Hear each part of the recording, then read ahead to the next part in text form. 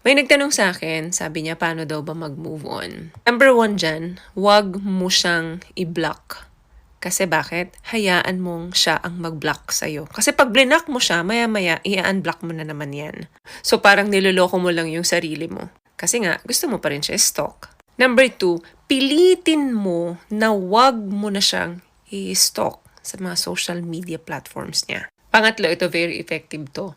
Isipin mo lahat ng mga masasakit na naidulot niya sa'yo. At kapag makakita ka man ng ikasasakit mo, okay lang yon.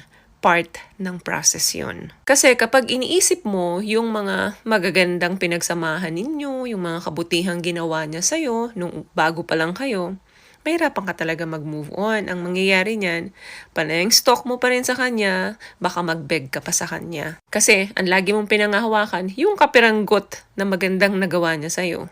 Panghuli, hayaan mong masaktan ka ng sobra kasi yung sakit na yan yung magdudulot at magtutulak sa'yo, papalayo sa kanya. Trust me, makaka-move on ka pag ganito yung ginawa mo. Mahirap, pero malalagpasan mo at may paraan.